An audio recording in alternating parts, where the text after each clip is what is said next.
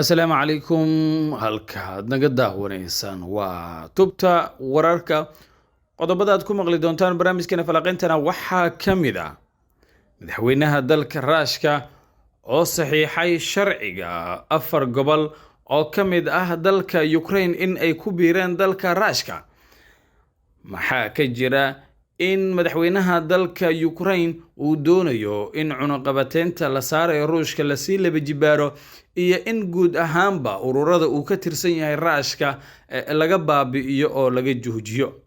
wararkii ugu dambeeyay ee dagaalka ka socda gobolka Donetsk oo ka tirsan dalka Ukraine maxaa ka jira in ay dib ula wareegeen magaalooyin hor leh ciidamada dalka Ukraine jab badanna uu ka soo gaaray ciidamada dalka raashka qodobadaasi ayaan ku faaqidi doonaa hadduu eebba ka raali noqdo balse marka hore janalka subscribe saar la wadaag asxaabtaada oo share garay madaxweynaha ruushka ninka lagu magacaabo Vladimir Putin ayaa waxa uu saxiixay sharci si rasmi ah loogu darayo 4 gobol oo dalka Ukraine ka mid ah in ay ku biiraan dalka raashka sharcigani uu saxiixay madaxweynaha ruushka ayaa waxa uu soo bilowday bilowgii toddobaadkan kadib markii 4 gobol oo ka mid ah dalka Ukraine ay sheegeen afti laga qaaday in ay doonayaan in ay ku biiraan dalweynaha Russia 4 gobol oo ka mid yihiin gobolada Donetsk, Luhansk iyo sidoo kale Kherson ayaa waxa uu sheegay madaxweynaha dalka ruushka ninka lagu magacaabo Putin in 4taasi gobol ay yihiin gobollo ka mid ah raashka loona ilaalin doono sida gobollada kale ee raashka sidoo kale halkaasi waxaa ka jira waa Donetsk gobolka lagu magacaabo weerar iska caabin ah oo ay ciidamada Ukraine ay kala kulmayaan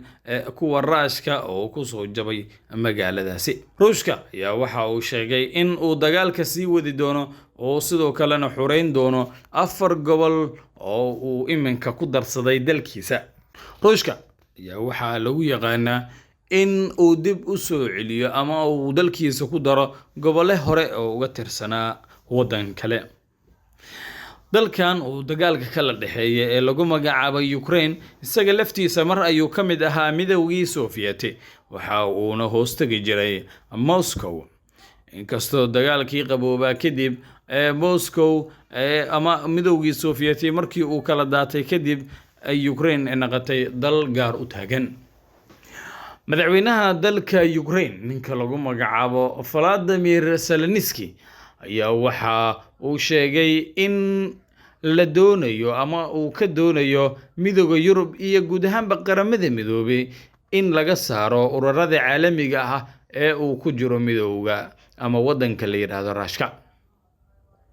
raashka ayaa waxa uu caqabad ku noqday isu socodka iyo safarada dadka iyo dawladda Ukraine kadib markii uu qaybo ka mid ah dhulkaasi qabsaday waxaa la sheegayaa duqeynta uu geysanayo ruushka in ay dishay dad aad u tiro badan kuwa kalena dhaawacmeen weerarka sidoo kale waxa uu geystay burbur hantiyadeed oo waxa ku gubtay warshado iyadoona ruushka lagu eedeeyay in si ku talagal ah uu warshadahaasi u baabi'iyay ruushka ma caddo ilaa xilliga uu soo gabagabeynayo dagaalka uu kula jiro dawladda Ukraine oo uu isagu weerarka ku qaaday balse wararka waxa ay sheegayaan in ruushka uu doonayay kaliya in uu burburiyo dawladda Ukraine kadibna uu dhexdeeda ka abuuro jabhado kuwaasi oo la dagaalami doono dawladda si tabar yareynaysa balse qobarada kale ee dhanka ammaanka iyagana qaar waxa ay aaminsan yihiin in raashka uu rabay in uu qabsado Ukraine kana dhiso dawlad isaga daba dhilif u ah oo raacsan balse ay u suurageli weysay kadib markii ciidamada Ukraine uu kala kulmay iska caabin aad u adag dawladda Ukraine ayaa marka loo fiiriyo ruushka waxa ay tahay dawlad dad ahaan iyo tiro ahaan iyo sidoo kale bataya ahaan ka hooseysa balse waxa ay garab iyo gaashaanba ay ka helaysaa wadamada reer galbeedka iyo America kuwaasoo xifaaltan adag kala dhexeeyo Ruushka. ninka Ruushka ka taliya waa ninka lagu magacaabo Putin, waa khabiir marka loo eego madaxda kale ee iminka Yurub madaxda ka ah iyo xitaa America. inkastoo odayga duqa ah ee Mareykanka madaxda ka ah ee lagu magacaabo Joe Biden oo hore u soo ahaa madaxweyne ku-xigeenkii madaxweyne Donald ninka lagu magacaabi jiray Barack Obama. balse marka la eego xaaladda uu ku sugan yahay ninkan 80 jirka sii galaya Joe Biden ayaa waxa ay sheegayaan in uusan ahayn qofka sida saxda ah u maamula dowladda Mareykanka. waxaa la arkay dhowr jeer isaga oo ka dhacaya diyaarad, mararka qaarna ay ka dhacayaan koofiyo iyo qalab kale oo wato isaga oo awoodi waayay inuu soo qabsado. dhowr jeer ayuu sidoo kale isaga oo ku sugan shirar waxa uu ka wareeray meeshii uu geli lahaa. waxaa lagu sababeeyay xaaladda da'da uu jiro madaxweynaha, isagoona horey sidoo kale u soo ahaa madaxweyne ku-xigeen. ninka Ruushka ka taliya lagu magacaabo Vladimir Putin da ahaan waa nin weyn, balse waxaa caawinaya ayaa la yiri ninkan waxa uu soo maray ama uu soo qaatay tababaro kala gedisan kuwaasi oo ka kaabaya in jirkiisa weli uu is haysto. Vladimir Putin ayaa dagaal midowgii Sofiyeetka markii uu jiray waxa uu ahaa sarkaal sare oo ka tirsan midowga Sofiyeetka, isaga oo xilligaas u joogay dalka Jarmalka oo laba qayb u qaybsanaa. Putin ayaa weeraradan isdaba joogga ah ee uu ku qaadayo Ukraine waxa uu ugu galeeyahay in ay NATO ka baxdo halkaasi. balse madaxweynaha Ukraine Volodymyr Zelensky ayaa bilowgii toddobaadkan waxa uu shaaciyay in ay sii cusboonaysiinayaan heshiiska ay kula jiraan ama heshiiska ay ku doonayaan in ay uga mid noqdaan ururka la yiraahdo NATO.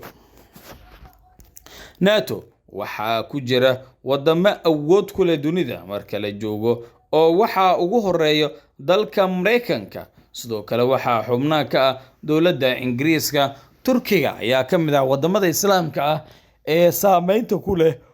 ururkan la yiraahdo NATO ee ku bixiysan yihiin ama ay ku mideysan yihiin wadamadaasi. wadamada NATO ku jira inta ugu badan waa wadamadii ku soo guuleystay dagaalkii labaad ee adduunka. inkastoo Ruushka uu ka mid ahaa dalalkii guuleystay, haddana umaysan suuro gelin in uu ka mid noqdo maadaama dalkaasi la sheego in uu jawi ahaan iyo cimilo ahaanba ka duwan yahay Yurubta inteeda kale. oo dadka Jarmalka oo waa dadka Ruushka waxa ay isku arkaan in ay yihiin dad ka sareeya dalka kale. intaas ayaan ku soo gabagabeynaynaa wararkii ugu dambeeyay